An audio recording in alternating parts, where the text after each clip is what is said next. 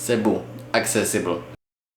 I mean, Cebu City and Cebu Island is probably like the first or second stop on every first Filipino trip. Yeah, it does have a reason, because there are beautiful places that are easily accessible. There is the Moal Boal, which is amazing for snorkeling and diving. There is canyoneering. There is the Oslo for shark diving, even though that stopped and I wouldn't recommend going there.